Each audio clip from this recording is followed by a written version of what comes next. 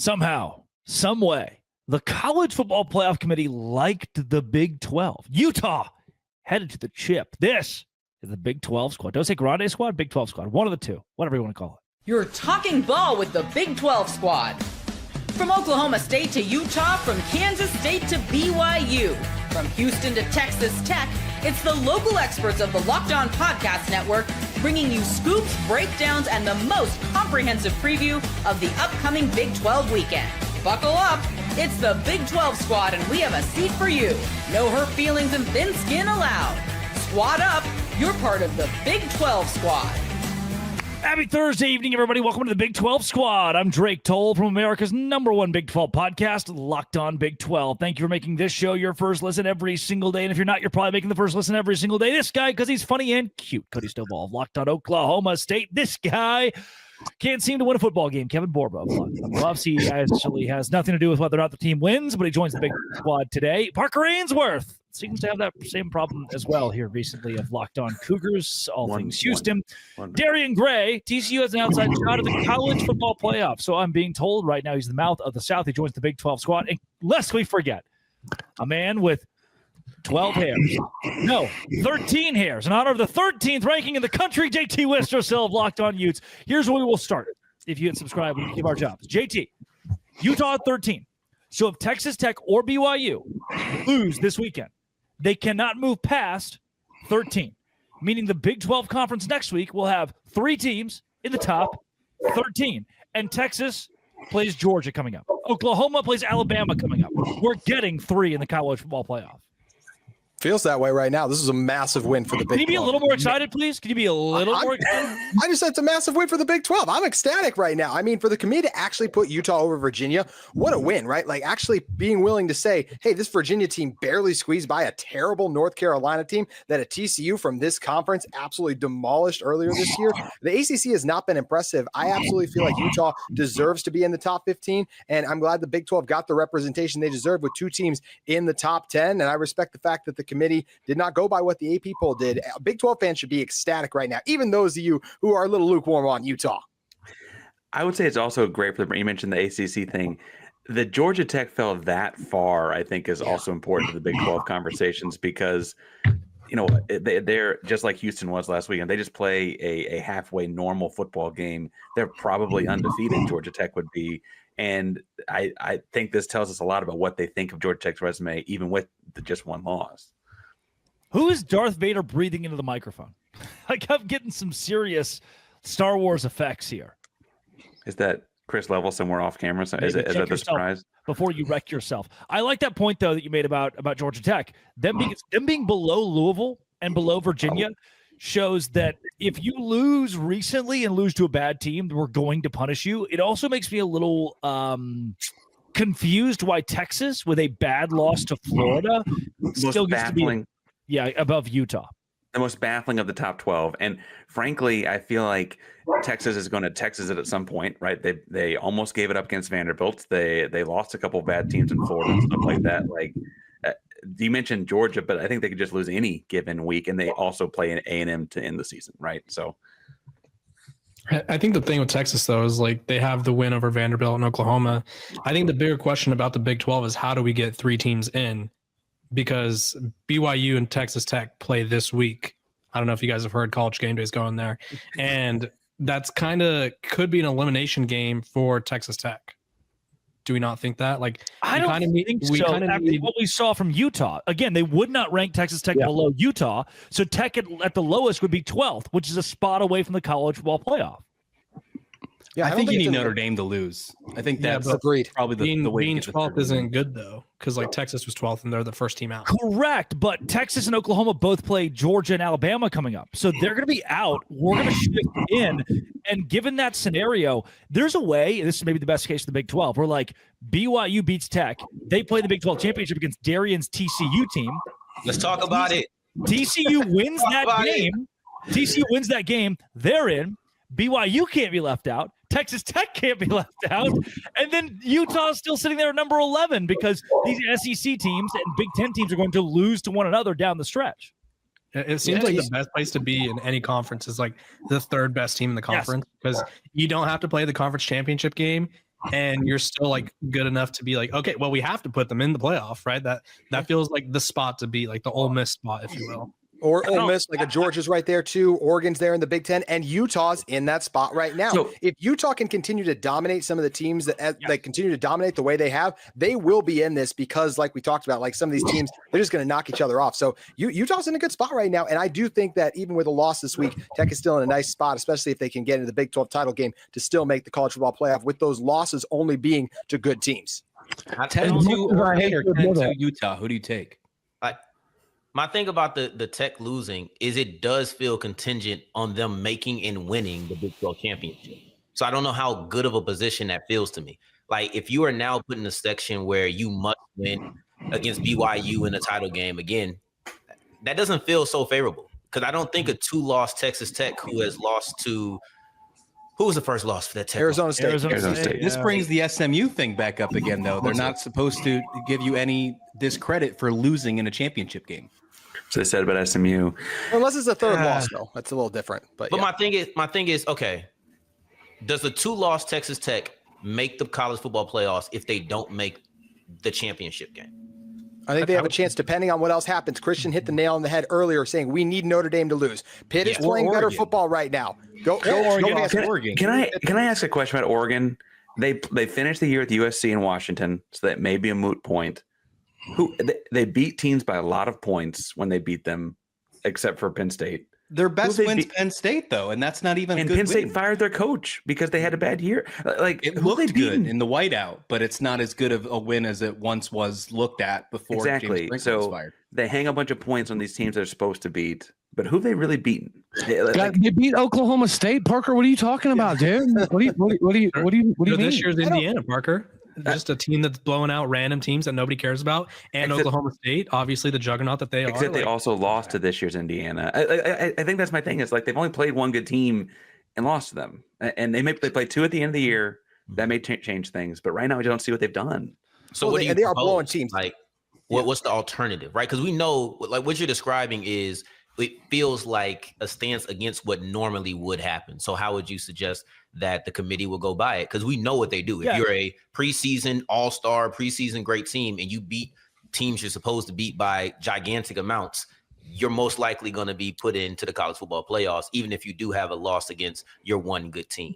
Usually that's the case. What I think the committee proved this year is that they want to veer from that via putting Texas Tech above Oregon. This is a different committee. Like we haven't seen, in my mind, Oregon no doubt would be above BYU, would be above Texas Tech in these rankings. The fact that they were not shows me this committee is doing it a little bit differently. And if that precedent is set right now with this year's version of the committee, then I think what we're going to see is that if Oregon loses to Washington, let's say, and Notre Dame loses to Pitt, and Texas loses to Georgia, and Alabama goes on to beat Oklahoma, those are 4 teams in or ahead of us that they all get bumped out if the Big 12 continues to win with, say, 1 loss BYU, 1 loss Texas Tech, and we already know the committee likes 2-loss Utah.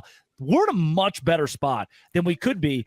Sans the whole Cincinnati deal, like them getting left out sucked. But yes, Parker? I think the story there is actually that like Indiana is kind of the example of what would happen with Oregon, right? Because Indiana was in the college football playoff last year and came in, and like if you look at their schedule, their good wins are Iowa, which was on the road, I guess they weren't ranked or whatever, and then Oregon themselves, like that's their 2 big wins, and it's not like there's a whole lot of those. That's kind of just the inverse if Oregon had won that game. Yeah, and that's what I'm looking at here. It's actually like we're seeing that the committee says, okay, the second place of those 2 is falling all the way back to 9. I think that tells us something about that as well. Like I just it's an interesting problem because I don't know what to make of Oregon. Can I give you this? They have the new metric, the strength of record, whatever they call it, the record strength, whereas like you could beat a lot of teams by a lot, but if you're playing the Citadel and Oklahoma State, no offense, Cody, I'm sorry, Colorado every week, like doesn't matter, right? Doesn't matter if you're blowing these bad teams out. And so I think it's kind of nice to see them like actually please from the Loyal Cougars podcast, Tosh McIntosh, everyone. We're done. Wow. Happy to be here. Big day for the Big 12. Hello, Tosh. I don't know. We couldn't get Jake Hatch, so I just grabbed Tosh. All the Cougars we can find. All the Cougars we can find. Yeah, I mean, all right. Coming up, the next segment of the Big 12 squad. Tosh, shut up for a second. We're about to come right back to you, I guess. This is the Big 12 squad. Tosh is here. Why not? I get to make the rules. Today's show is brought to you by SupplyHouse. SupplyHouse is exactly where I go to tell you that Tosh McIntosh being on the show is brought to you by SupplyHouse, I guess. I don't know. Hopefully that's not a conflict of interest for you, Tosh. The SupplyHouse, exactly where I go as a new first-time homeowner to get HVAC, plumbing, electrical items for most trusted brands in the business. Their real-time inventory and honest lead times keep you from punting projects, while their industry-leading customer service always has your blindside cover. Need parts for a fast project? SupplyHouse, next-day delivery. Talk about a game changer. My favorite part is the Trade Master program. Today, you can join it and score serious perks like priority shipping, lower prices, dedicated support line. Visit supplyhouse.com. To sign up for free, use promo code SHCollege5 for 5% off your first order. Supplyhouse.com. Real people, real service, all of that and more with SupplyHouse. Okay, so a little context here. I accidentally sent the Big 12 squad link to a group chat with a bunch of BYU guys in it. Nice. So they're all about to show up randomly? Yeah, I mean, Tosh took me up on it. Tosh, you, Jay Cash is stuck in traffic. You get to play BYU here for us. The Cougars are number 7 in the country above Oregon. So my audio on listening to you guys is bad. I don't know how well you can hear me, but Actually, perfect. Yeah, I'm happy to stand in. I'm happy to stand in for Jake. Feel honored, and what a big day for the Big 12 and the Cougars. Like, I feel like it is the right ranking, but I'm shocked that the selection committee did the right thing and put BYU where they did and all 3 Big 12 teams where they did. Like, who would have guessed?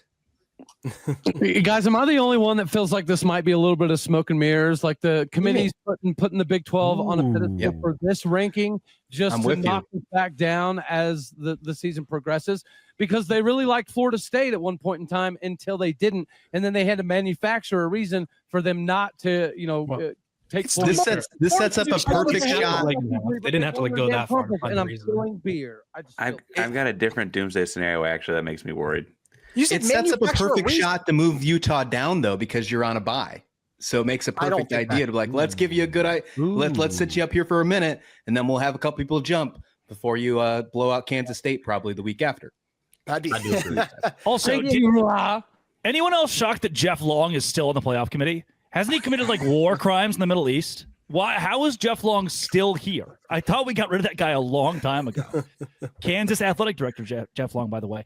Cody, how are you going to bring up you cannot bring up the Florida State thing and say they manufacture reason. It's the most important position on the field. They had an injury. They clearly look worse. If a Utah team stays healthy and continues to blow out the non-Tech and BYU teams as they have been, there's no way they're going to just drop. You can't manufacture a reason unless there genuinely is one, like a quarterback injury at that position. So I feel good about where Utah's at. Did they or did they not still win the conference championship with a backup quarterback? They did, but there was also how many undefeated?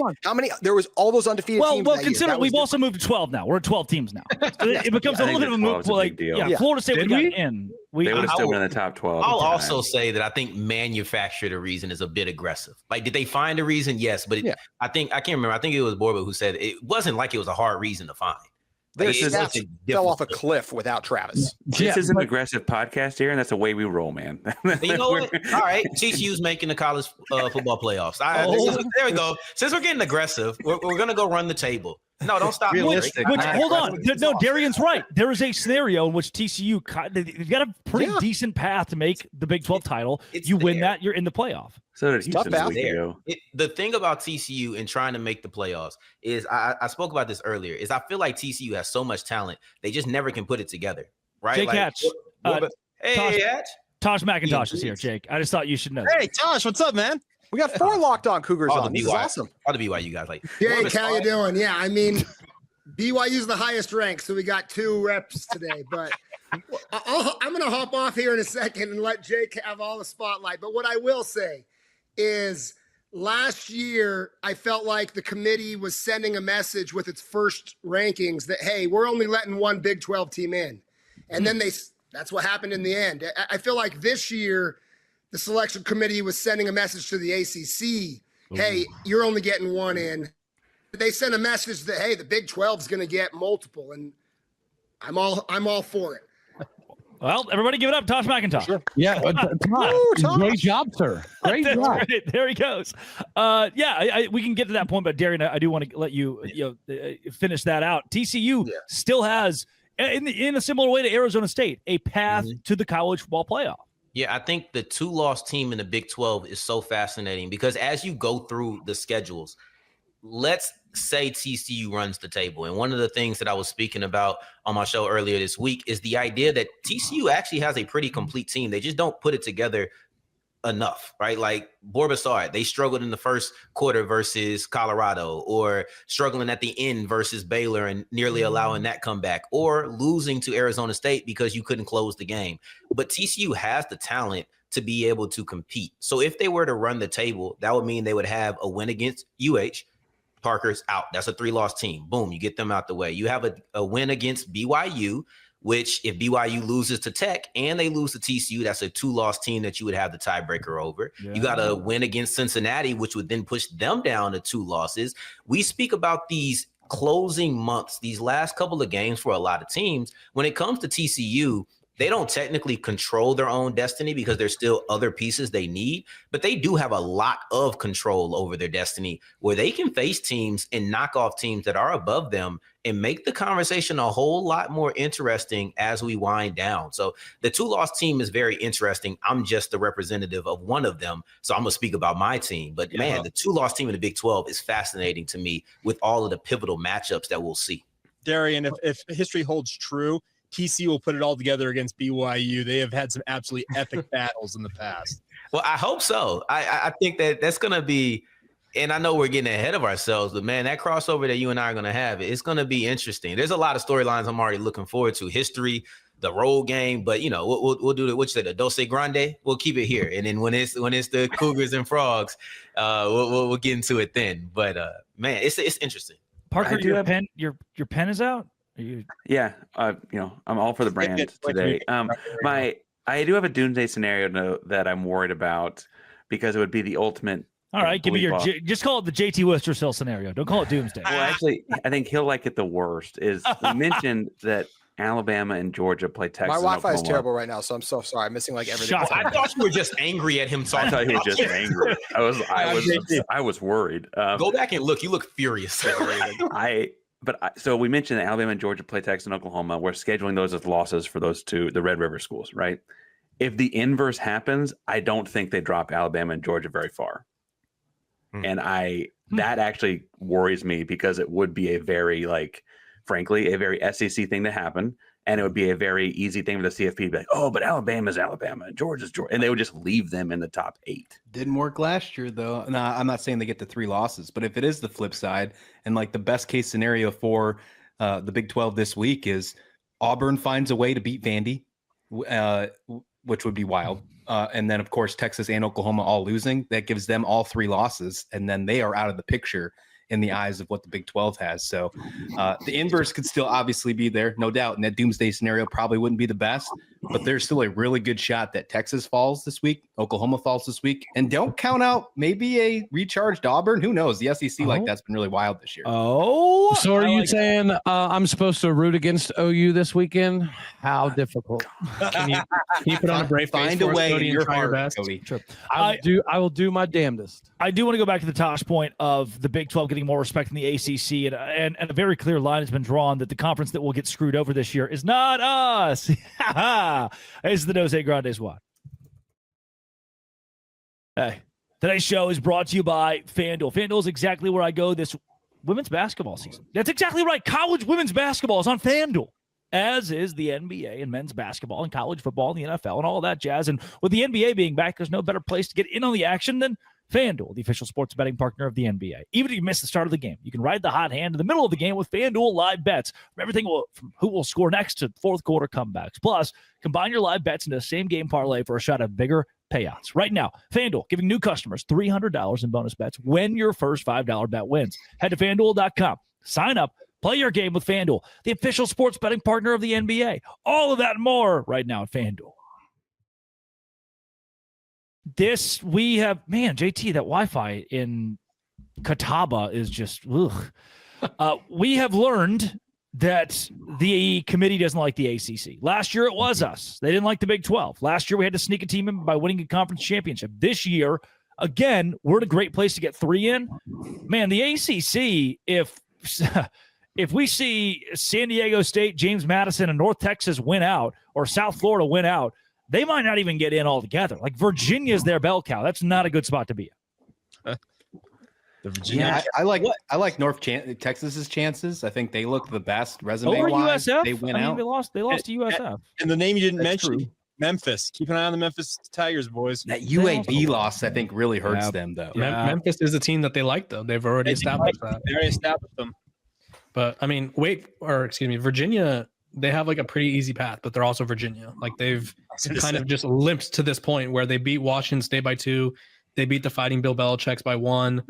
They beat Cal by 10. Like, I don't think there's a chance that they finish this season unscathed. Same thing with Notre Dame to go back. They're ACC adjacent, sorry. But, like, I just feel like they don't finish the season unscathed as well. But Virginia's got a much do to get 10.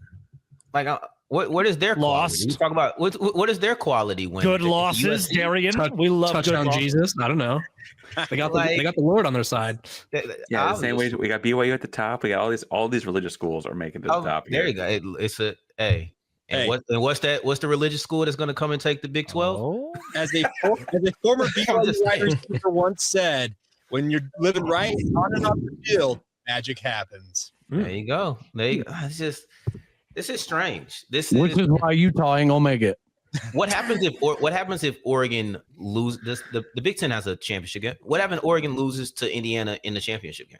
Since we're just throwing out like scenarios, what happens to them when they're 2 losses and they don't have an impressive win and they lost to one of the better teams twice? In that event, Ohio State's missing the championship. I was gonna say, Oh yeah. Okay. Brain fart. So are they going to drop 2 games in the next 2 weeks or something like that? No. Yeah. What do you know? Okay, but they don't beat Michigan. still on the schedule. But Ohio State, Michigan, they don't beat Michigan anymore, right? That's just a thing that Day doesn't do anymore, right? Oh, true. Yeah. I mean, See, us Texas guys got to stick together, Parker. I That's what I was still trying to say. For the Big Ten, the Big 12 should want just like Indiana and Ohio State to sort of handle business, because like if you let USC or Oregon or Iowa, it's not going to happen, but Iowa, if you let any of these teams sort of like scoot up to the top and like make things more complicated in the Big Ten, I think that's when we'll start to see the ripple effects in the Big 12. So you need the Big Ten to handle business. The SEC is going to cannibalize itself, and the Big 12 just sort of has to not Big 12 and like totally implode with like, say, Texas Tech losing multiple games and BYU losing a couple of games here and there. Like, just has to handle business, which is easier said than done for the Big 12. Since we're talking about the Big Ten, JT, that means you're up. Especially this conference. What would happen if the ACC did fall out completely, though? Because like there is an actual path here. So because you'd have a Big press 10, SEC, Big 12, at least one group of 5. no, 2 group of 5. You'd So have to have 2 5 group of 5. conference champions. Yep. American and Mountain doesn't take West a would probably spot. be the most likely situation there. Yep. It'd So you're telling probably me be American former and Colorado offensive coordinator Sean Lewis might be in the playoffs? Yes, San Diego State, baby. Aztec fast, baby. Yeah, they've changed it up. No, honestly though, what changes though? Like what would realignment do? Or what would they talk about when it comes to college football playoff expansion this offseason? What does that do? Florida State are hitting the ejector button immediately. 100%. Does that buyout make it a little bit more sweeter in the offseason this year if the ACC misses the playoffs completely? If the ACC doesn't get anybody in, will Utah be in the ACC next year? Oh, hey, can we also consider this? In my reflection over the course of the last hour or so, this is releasing on Thursday. We're recording right after the announcement of the playoff committee. A 1-loss ACC team that was number 7 in the AP poll is 4 spots behind a 2-loss Big 12 Utah. That is incredible. That is something we never expected. I thought that Utah would be 17th and Georgia Tech would be 13th. And it's the inverse. So Drake, the thing is, you look at Georgia Tech's strength of schedule, which is a strength of record, I should say, in terms of what they're considering in the committee. They're 84th. That's why they're down. So they are way. The committee is also paying attention to the fact that they should have lost the game against Wake Forest. And they're talking about eyeball tests in addition to metrics, and I appreciate that. You keep winning, you're going to keep moving up in these rankings. It sure looks that way, at least on this initial ranking list. Also, we can't give the ACC a pass for Virginia losing to NC State, but it not counting as a conference game. Just can't count it. Just can't give them a pass for that. Is that their only loss? Why is NC? I love that NC State's just the world beater. This is hilarious. NC State is like wrecking shop for everybody. Also, NC so let's State, consider, dark horse, future Big 12 school, doing our work for us. For us last year, when Iowa State and Arizona State were at the top of the Big 12, we were all pointing, like the ACC was pointing and laughing at our conference for not having a power team at the top of the league. This year, we're pointing and laughing that their representative is Virginia. That's bad. Like they are represented by Virginia and Louisville and Georgia Tech. The team just lost NC State. The ACC is in the same position we were last year. Yeah, they have more teams ranked in the top 25 right now.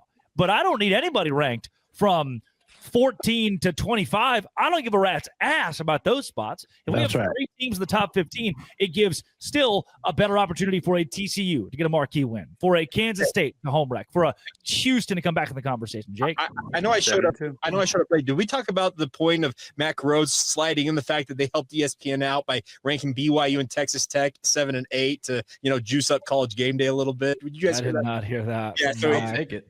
Yeah, so I just saw him relentlessly winking at the camera. I can appreciate a Big 12 80, and you know him well, Drake Toll. Just sliding that in there and saying, "Hey, you're welcome, ESPN." Yeah, Mac and I are good buddies. Mac, we've watched I know you we've watched SEC games get propped up precisely like this. So I'm not gonna lie, it's kind of cool being on the beneficiary side of things. I love it. I love the fact that we have a Big 12 sitting AD as the lead chair in that room. Look, And Jeff Long was the first ever. JT crap. That's my only contribution today, is giving JT a hard time. I do hope that Utah gets in because I think that would be a massive moment for the Big 12. And I think that Utah is good enough that all 3 Big 12 teams could legitimately have the possibility of getting a W if they do get in. Hey, JT. What's better for Utah, a BYU or a Texas Tech win on Saturday? For Utah? Not for Big 12 championship considerations, That's a but good for question. playoff considerations. That's a good question. It's more likely to have BYU BYU wins better, I believe. They need BYU to win out essentially to keep them very much. Now, JT, how about like a redux of the Holy War in LES in mid-December? How about that? Oh, that would be fantastic. As a that playoff would be game? absolutely epic. Oh, in the Rose amazing. Bowl, BYU finally goes to the Rose Bowl. I'm okay with that. I'd be down. Interesting I'd is be they down. did show a willingness with. The one thing that's interesting is because they put Notre Dame ahead of Miami, it does show a willingness that if BYU got 2 losses, that Utah could get ahead of them. Yeah. Nope. No, I mean, I see what JT's saying though, because Miami beat Notre Dame. Like, it's not necessarily about what you did. But that happened in the first 3 weeks. And remember, it's the committee. Whatever happens in the first 3 weeks doesn't count. Apparently, it doesn't matter one bit. Apparently, yeah, it's clearly better to play someone like Notre Dame did. They lost both of those games actually, right? And like, Notre Dame is the living example of you. The first 3 weeks just don't matter in the season. Alabama lost to Florida State, and Florida State's nowhere near this. They talked about the Notre Dame losses, and I had never heard like that was SEC level propaganda of like they were such good losses though. It was the final play, and then it was like almost the final play on the other one. Like I was like, dude, you're making it seem like they won the Super Bowl, but they lost twice, and it was close. Sure, but they were almost there, man. They were almost there. I mean, a couple more concessions, and maybe they get it. I don't know. Good losses should mean nothing without being accompanied by good wins. Like I can let you get the good loss argument off because they were good. I mean, I know they were good losses, but what are the good wins? Like the best thing on your resume can't be we were almost there. You got hypothetical wins, Darian. How do we feel about those hypothetical wins? Ooh, if they played this, if the game was another minute, if you would have, I don't know. Locked on SEC squad loves their hypothetical wins. The transitive property is a big thing in the SEC, man. Come on now. True. I mean, the conference known for right? that. The SEC at least has the stigma, or at least I don't even want to say stigma because I think there's some truth to it, to where they have these quality wins. Like you go through Notre Dame's games, are we putting up Purdue? I mean, granted they have Arkansas, so the SEC, but like Boise State, North Carolina State, they did get USC. It just what are USC? At least the best win can hang their hat on. We beat SEC teams, like.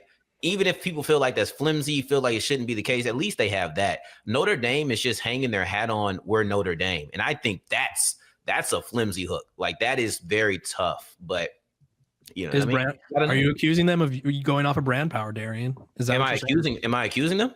Yeah. Yes. Hey, I thought that was clear. I wasn't hiding it actually. Good news, boys. The Big 12's a wagon. Let's keep it rolling. Yeah, on the positive note, three teams. You know, I don't know what happens to the rest of you when them frogs come through. But right now, I think we should bask in the glory of. No one mentioned Houston 7-2 and can still end up. Oh, jeez. No one said it. All right, I love you guys. This has been Always Will Be Locked on. Cody's the only team without a win. Oh, the last like 2 years. But I thought we were gonna hang it up. Can we count that as a win? Can we count dunking on JT? Guys, it's wrestling season. What are we talking about? There you go. It's a lot. Shout out Daniel Cormier. On. Thanks for getting your first listen every single day. Dose Grande Squad.